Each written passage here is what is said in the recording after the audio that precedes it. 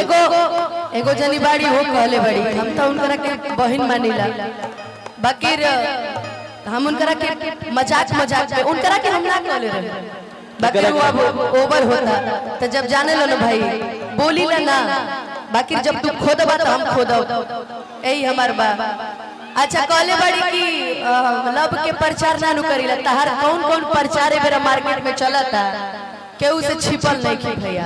आ दूसर बात की भैया कहले बड़ी ए भैया कहले बड़ी कि हम जौन गाइला उनसे ना होई तू जौन गाइबू नु वो हम गा के सुना दे बाकी हम जौन गाइ तू गा के सुना दे कहियो ना होई। आज जिंदगी में हमारा लागी हलाया हो खींच जिंदगी में हमारा लागी हलाया हो कि अब अलग हो जा हमारा कहानी से पैराग्राफ पूरा हो कहानी से लेकिन लड़की कहती है कि जा अलग हो जा हमारा कहानी से काहे से कि जा माफ बनी तू हो याद रखबा काला पड़ रहे दोनों वही रानी में जा माफ बनी तू हो याद रखबा काला पड़ रहे दोनों वही रानी में।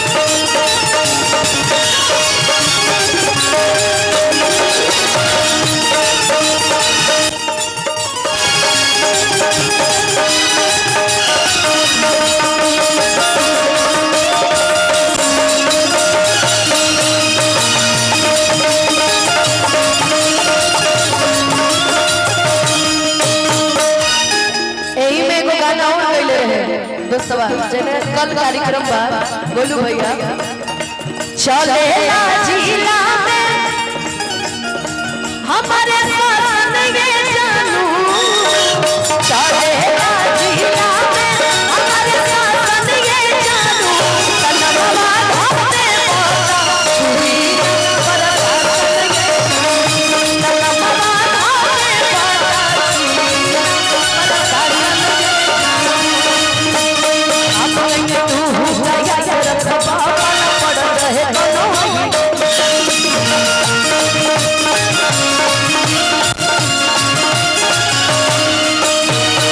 चले न रही ऐसन करबत हो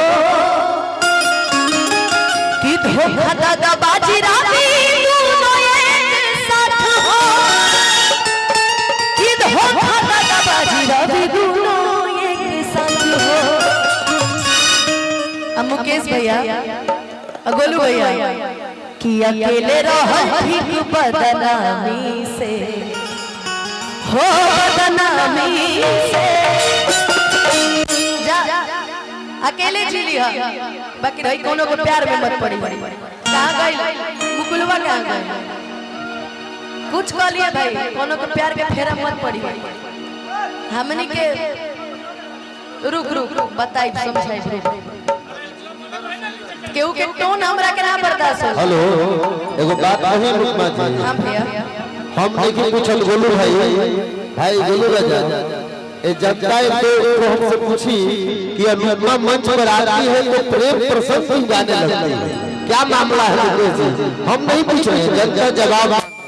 हम समझ भैया तो बस के हालत में तुम लोग पूछो ना हम समझ रहे हैं कि आप कहां से पूछ रहे हैं हम नहीं हम मंच से ही पूछ रहे हैं क्यों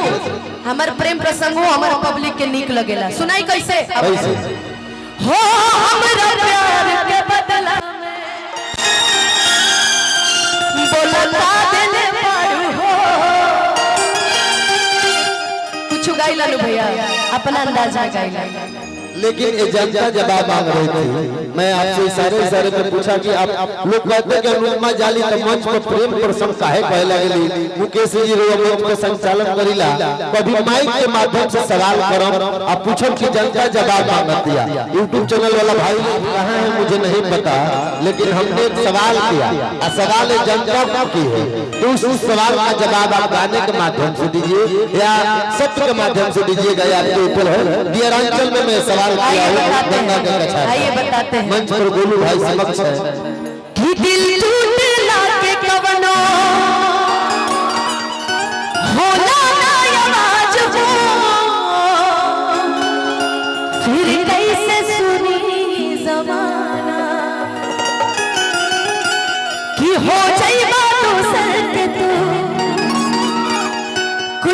दिन के बात बा दिल पगला रोई बन दीवाना किसी खिले हम भी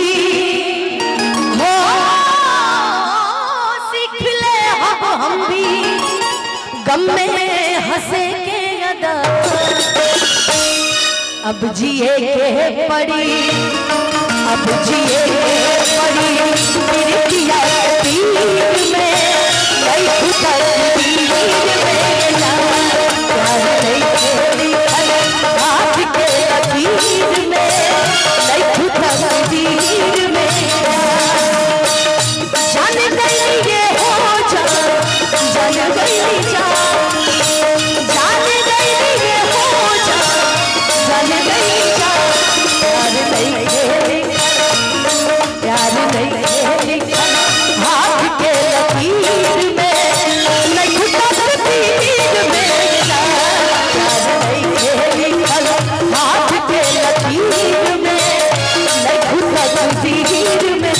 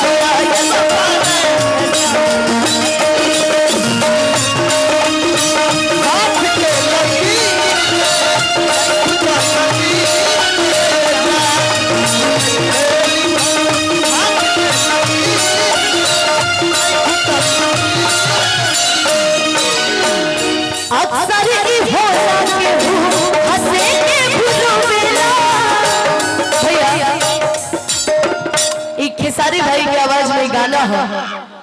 और ये गाना की लाइन हमरा बड़ा सुंदर लगेला भैया कौन गाना के कि अक्सर ई होला के हंसे के बुडोला प्रेम के भी लीला कुछ अजीब बा कि बेवफा भी कहती कैसे मासूम यार के दगाबाज अपन ही नसीब बा कि सीख ले अब हम भी गम में हंसे के अदा अब जिए के पड़ी अब जिए के पड़ी तेरी पिया एकरा के नहीं खुद हाथ के लकीर में नहीं खुद तीर में जा जान गई ये हो जा जान गई जा जान गई ये हो जा जान गई जा कि प्यार नहीं खेल लिखल हाथ के लकीर में कि नहीं तकदीर में जा कि प्यार नहीं हाथ के लकीर में नहीं तकदीर